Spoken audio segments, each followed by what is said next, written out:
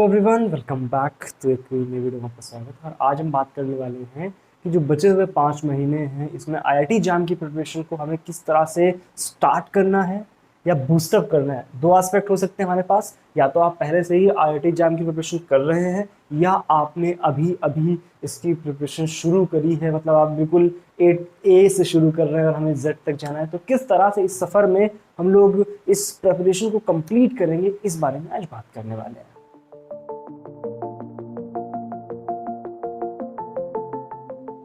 तो सबसे पहले बात करते हैं कि हमारे पास अगर आप प्रिपरेशन पहले से ही कर रहे हैं, ठीक है, तो बहुत बढ़िया बात है, बहुत अच्छी बात है। हमें करना क्या है, नया क्या करना है। अभी जो नवंबर है, नवंबर तक हमें कुछ खास नया नहीं करना है। हम जिस पेज से चल रहे थे उसी पेज से हमें चलते रहना है। मतलब लाइक हम कर रहे थे कि अभी तक हमने मान लो 7 मेजर टॉपिक्स हैं, तो 7 में से हमने 3 कवर कर लिए हैं, बचे हैं 4। तो अभी हमें क्या करना है, नवंबर तक सिर्फ उन पर फोकस करना है। ठीक है, 3 महीने हैं, आपने अगर 3 टॉपिक कवर कर लिए, बचे हुए 4 टॉपिक है, तो आराम से आपके हो जाएंगे, कोई दिक्कत वाली बात नहीं है।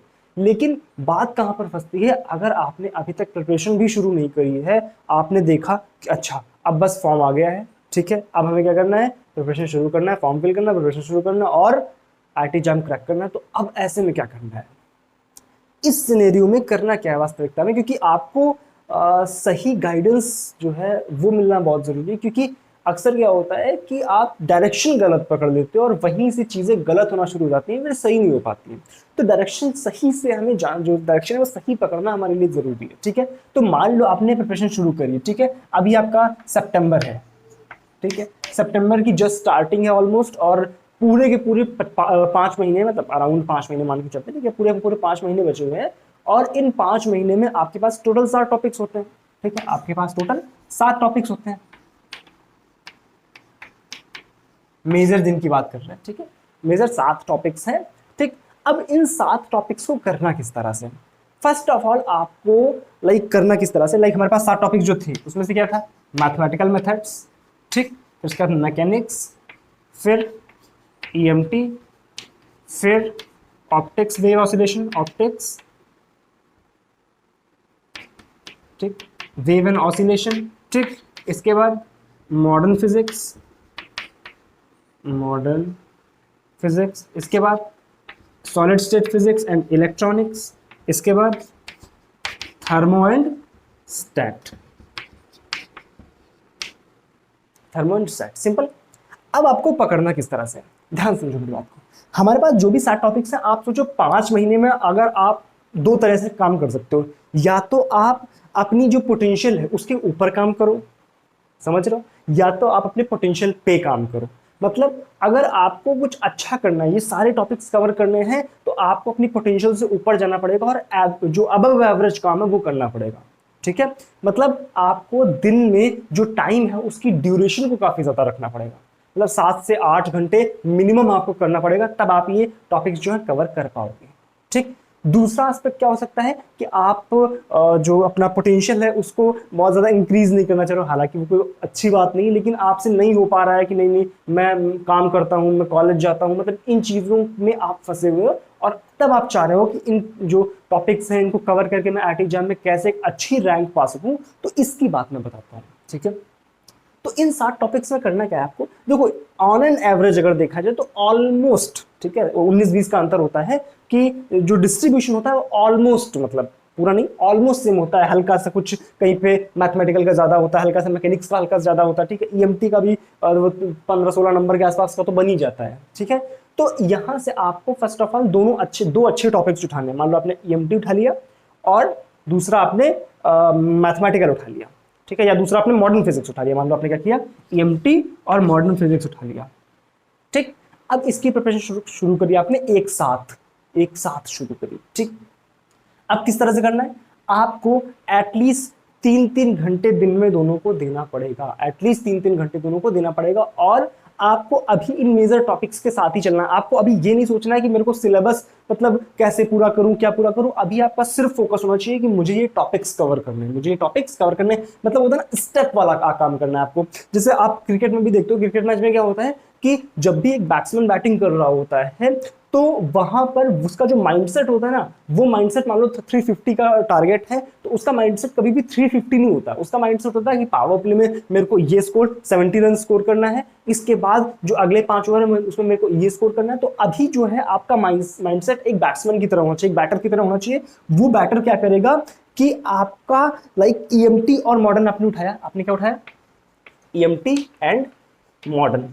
अब आपको क्या करना है, सारा का सारा फोकस ईएमटी और मॉडर्न पे डाल देना। अभी आपको भूल जाना है कि आपके पास 5 टॉपिक्स और है, इस तरह से नहीं भूल जाना है कि आप पूरे 5 महीने ईएमटी और मॉडर्न ही पढ़ते हो, नहीं, आपको एक टाइम ड्यूरेशन मिलेगी। जैसे बैट्समैन को रन बनाने होते हैं ना, कि मेरे को 70 रन चाहिए तो उसके पास पावर प्ले में वो सोच रहा होता है कि पावर प्ले 6 ओवर्स में मेरे को ये रन बनाने हैं। तो उसी तरह से टाइम ड्यूरेशन भी आपको ध्यान रखना है कि मान लो ये जो सितंबर शुरू हुआ है तो मान लो मैंने सोच लिया कि मेरे को 10 अक्टूबर से पहले, या 10 ज्यादा बोल दिया मैंने, 5 अक्टूबर से पहले, ठीक 1 महीने का टाइम अगर अपन लेके चले तो 1 महीने में मुझे ईएमटी और मॉडर्न खत्म करनी है। और ये कब खत्म होगी, जब आप दिन में एटलीस्ट 3-3 घंटे दोनों को दोगे।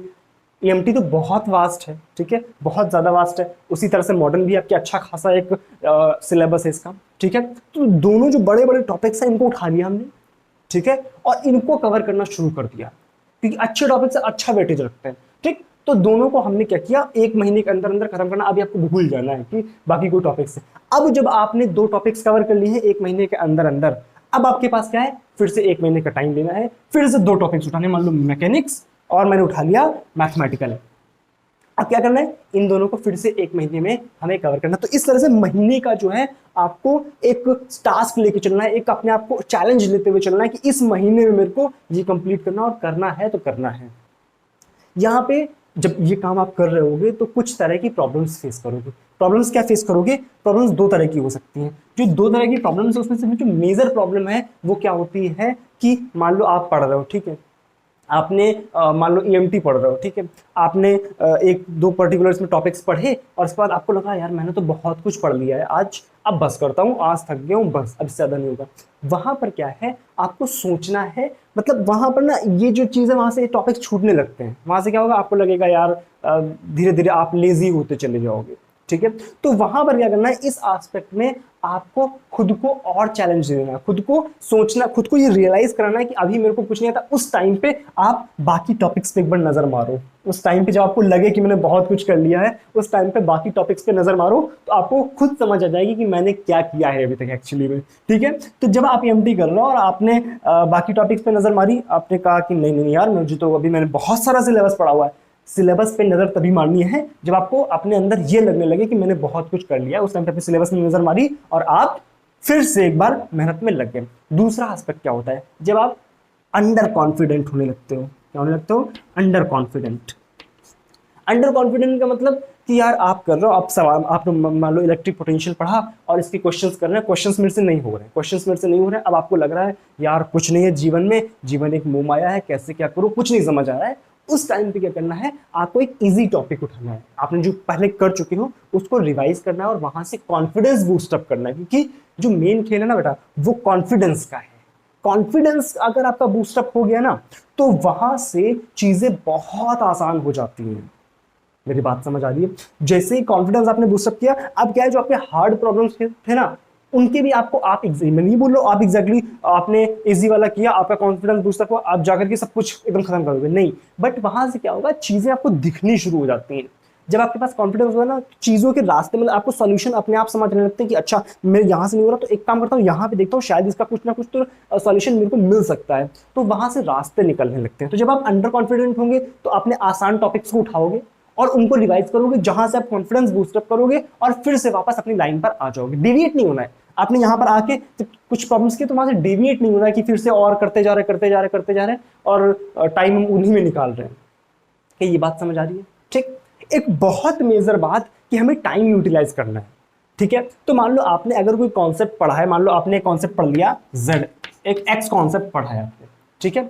आपने अगर कोई एक्स कॉन्सेप्ट पढ़ा है तो उस कॉन्सेप्ट पे आप करते क्या हो, जनरली बच्चे क्या करते हैं कि उस कॉन्सेप्ट पे वो नंबर ऑफ प्रॉब्लम्स करते हुए चले जाते हैं। मतलब वो करते ही रहते हैं प्रॉब्लम्स, प्रैक्टिस कर रहे हैं, सेम फार्मूला लिखा, मान लो सेम जो एक्स कॉन्सेप्ट था, इसका कोई फार्मूला था कि z is equal to P K, z is equal to P K, इस फॉर्मूले पे वो 15 20 25 सवाल करते चले जा रहे हैं। अब ये गलती आपको नहीं करनी है, मैं नहीं बोल रहा हूं प्रैक्टिस नहीं करनी है, बट एक ही फॉर्मूले पे आपको प्रैक्टिस नहीं करते चले जाना है।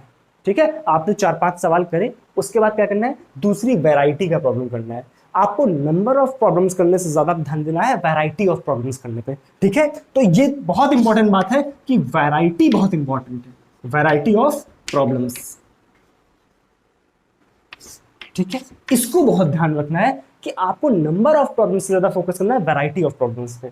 ठीक है, आपको एक कॉन्सेप्ट है उस पर 10 सवाल करने से अच्छा है आप 2 कॉन्सेप्ट के 5-5 सवाल करो।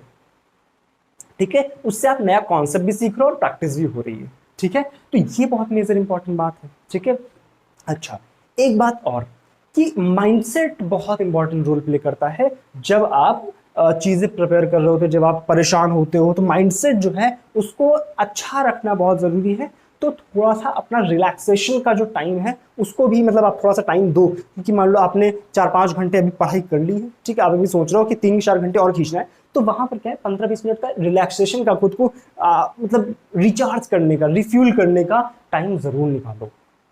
ठीक है, वहां से क्या होगा आपका, लाइक आप आज का प्लान क्या था आपका प्लान था कि 8 घंटे मेरे को पढ़ने हैं, 8 घंटे पढ़ने हैं, और मान लो 2-2.5 घंटे का आपको स्लॉट्स में पढ़ना है कि 2.5 घंटे पहले पढ़ा, ठीक है, इसके बाद तो ये कुछ काम था, उसके बाद फिर मैं 2.5 घंटे पढ़ा, इस तरह से मैंने पढ़ा। ठीक है, तो उसको करने के साथ में आप ये भी कर सकते हो कि जो आप 2.5 घंटे पढ़ रहे हो ना, वहां पर आप जो 1-2.5 घंटे का आधा कर दो, ठीक है, 1 घंटे बचे, तो लगभग 1 घंटे के आसपास आपको एक 10 मिनट का छोटा सा ब्रेक लो, उसमें कुछ म्यूजिक सुनो, और 10 मिनट से बढ़ाना नहीं। ये नहीं कि भैया ने बोला है कि 10 मिनट का ब्रेक लेना, रील्स देखते हैं, ठीक है, रील्स देखने लग गए, अब क्या स्क्रॉल करते चले जा रहे हैं, 50 रील निकल गई, 100 रील निकल गई, ये नहीं करना है। ठीक है, तो 10 मिनट का जो आपने देख लिया उसमें अपना रिलैक्सेशन वाला म्यूजिक सुन सकते हो। ठीक है, जो भी आपको अच्छा लगता है, किसी से बात करना अच्छा लगता है तो बात कर सकते हो। अब 10 मिनट से मतलब है फोन लगाया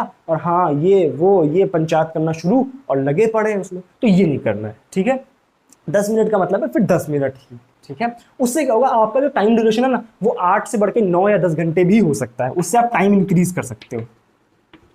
ठीक है, उससे आप टाइम हल्का सा इंक्रीज कर सकते हो, और इंक्रीज करने मतलब क्योंकि आप रिचार्ज हो रहे हो ना, हर 10 मिनट में, हर 1 घंटे पे आप 10 मिनट का जो ब्रेक ले रहे हो, उससे आप रिचार्ज हो रहे हो, और उससे आप अपनी टाइम ड्यूरेशन को बढ़ा सकते हो। बात समझ आ रही है?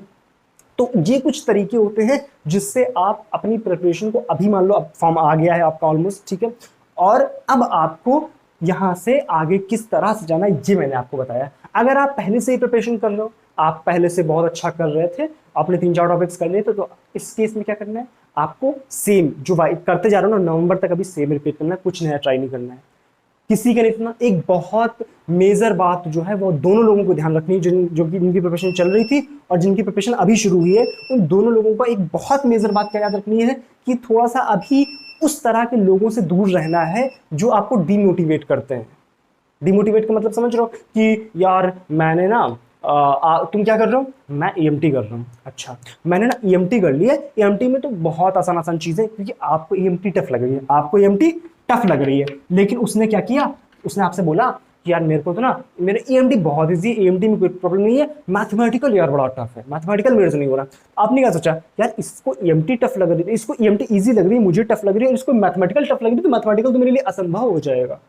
तो इस तरह के जो माइंडसेट होते हैं ना, ये बातों से आते हैं। तो इस तरह की संगति से, मतलब अभी वो होता है ना, एक बहुत पुराना वो है कि संगत ही गुण आई है, संगत ही गुण जाए, मतलब ये संगति ना अभी थोड़ा सा कम कर दो। ठीक है, मतलब लोगों से इस तरह की जो बातचीत है वो अपने जो जो होते हैं ना अराजक तत्व, एक इनके लिए शब्द इस्तेमाल किया जाता है, अराजक तत्वों से थोड़ा सा बच के रहो, और इस तरह का काम बिल्कुल मत करो कि उनसे बात कर रहे बेवजह की और फालतू का टाइम पास कर रहे हो, कुछ मत करो।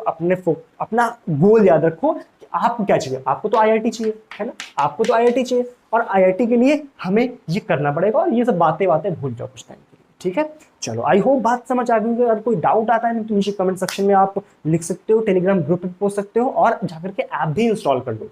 वीडियो को लाइक क्या नहीं किया, वीडियो को लाइक जरूर कर दो। ठीक है, और ऐप जाकर के इंस्टॉल कर लो, जहाँ पे मेजर कोर्सेज, फ्री कोर्सेज सारे अवेलेबल है। मतलब जो आपके कोर्सेज, जो पेड कोर्सेज है वो भी आएंगे, उसमें कुछ समय है, ठीक है, लेकिन जो फ्री कोर्सेज है वो वहाँ पे अवेलेबल है। आपके वहाँ पे नोट्स अवेलेबल है, टेस्ट सीरीज में लगातार डालने वाला हूँ भी यहाँ पे, ठीक है। तो वो सारी चीजें आपको ऐप पे मिल जाएंगी। बाकी कोई डाउट है तो नीचे पूछ सकते हो, ठीक है। चलो मिलते हैं नेक्स्ट क्लास में, तब तक के लिए thank you so much, bye bye.